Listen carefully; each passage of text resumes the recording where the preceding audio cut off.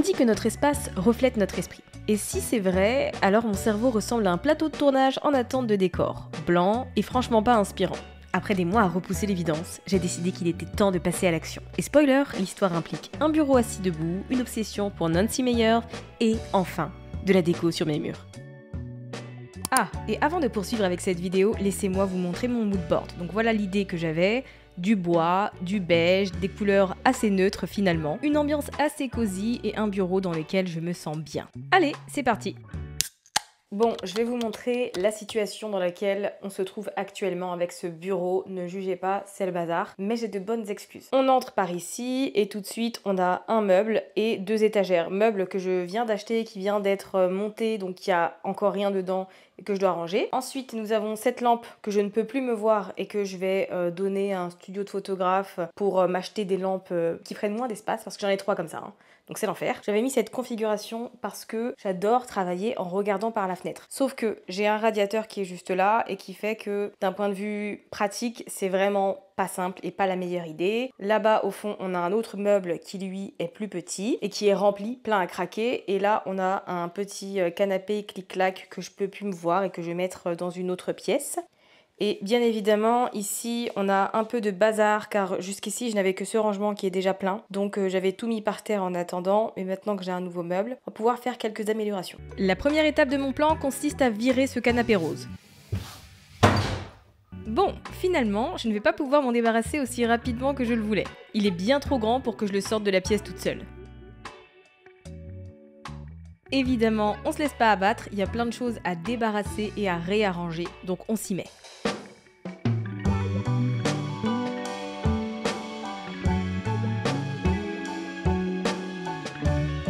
Je me suis dit que puisque je ne pouvais pas mettre mon bureau devant la fenêtre, il allait aller sous les étagères. Ce dont j'étais loin de me douter, c'est qu'il n'allait absolument pas rester à cet endroit-là, parce que ce n'était pas possible avec les changements que je vais faire.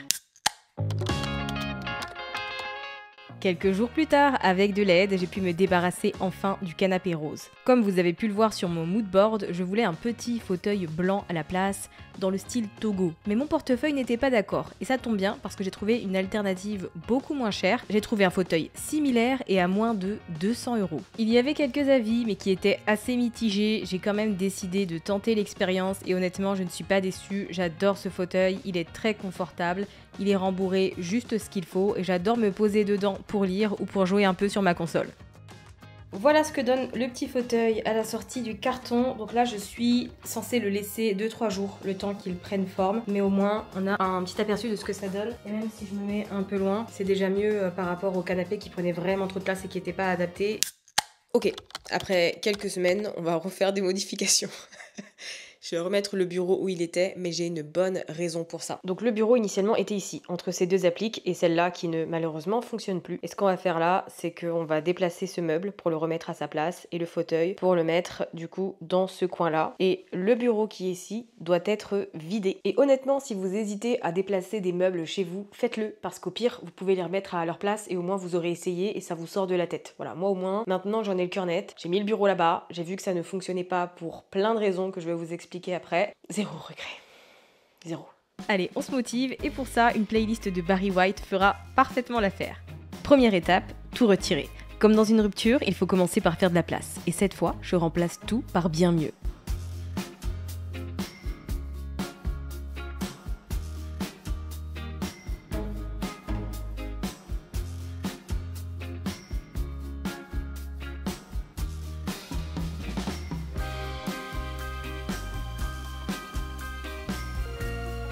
Je passe beaucoup de temps derrière mon ordinateur, donc il est important pour moi d'avoir un espace de travail qui soit ergonomique. Et ça tombe bien parce que j'ai reçu de la part de FlexiSpot le bureau assis debout E1. Je l'ai pris en 160/80 parce que j'aime avoir de l'espace et pouvoir mettre plusieurs ordinateurs sur le même bureau. Et pour matcher avec mon moodboard, je l'ai pris avec des pieds blancs et un plateau érable. Première étape effectuée, j'ai monté les pieds et toute seule. En vérité, c'était super simple. Prochaine étape, mettre le plateau et ce sera bientôt terminé. J'ai reçu le plateau et les pieds dans 2 colis séparés, mais ce qui est vraiment génial, c'est que le plateau vient en une pièce.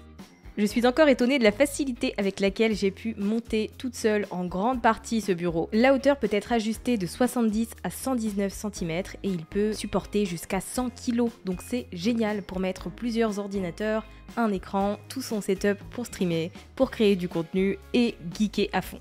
En fait, c'est simple, je suis fan de ce bureau. Après, si vous voulez une version plus compacte que la mienne, il y a le QE1 qui, quant à lui, a un crochet pour sac à dos, un panneau de mémoire intelligent, pareil, un bureau en une pièce et qui est anti-collision, une hauteur qui peut être ajustée de 71,5 à 116 cm et supporter un poids de 70 kg. Si vous voulez découvrir les produits FlexiSpot, rendez-vous dans le lien épinglé dans le premier commentaire et dans la description. Dans cette quête d'ergonomie et puisque je travaille principalement sur un PC portable, j'ai décidé de m'acheter un écran. Donc après de longues, très longues recherches sur Amazon, j'ai finalement trouvé mon bonheur parce que je ne voulais pas seulement un écran pour travailler mais aussi pour jouer. Et figurez-vous que trouver un bon écran à un prix plutôt abordable et qui soit blanc, c'est compliqué. Pour compléter tout ça, je me suis pris un clavier mécanique parce que le petit bruit des doigts sur les touches, j'adore.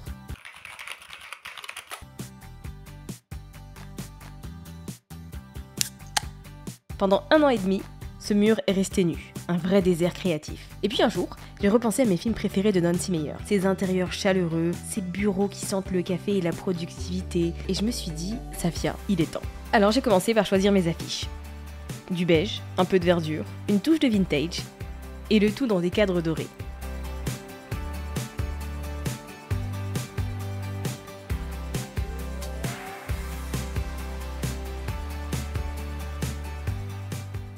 Alors, voilà la situation actuelle avec les affiches. Il n'y a que celle-ci qui n'a pas bien rendu parce qu'en fait la taille finalement n'était pas adaptée au cadre. Donc il y a des bords blancs partout sauf en bas. C'est pas terrible. Mais ici, j'avais coupé les bords trop courts. Donc pareil, c'est un peu décalé mais quand ce sera au mur, ça se verra pas. Ici on est bien. Ici on est bien. Et ici ça va. J'ai peut-être un peu coupé trop bas mais ça passe. Et là, magie. Un mur qui a une histoire à raconter. Et la dernière étape, ce mur qui est encore une fois bien trop blanc à mon goût et qui a besoin d'être habillé et d'être sublimé. Ici, pas d'affiche. J'ai décidé de faire quelque chose de lumineux parce que c'est également le fond de mes streams. J'ai donc acheté une bande LED de la marque Govee qui se colle au mur et qui permet de faire différentes formes. Après 5 minutes, une erreur et de la peinture décollée, mon câble Govee était bien installé. Je crois que j'ai maintenant mon bureau de rêve. Évidemment, il y a quelques petits détails qui seront améliorés et changés avec le temps, mais en tout cas, c'est la première fois que je me sens aussi bien dans cette pièce.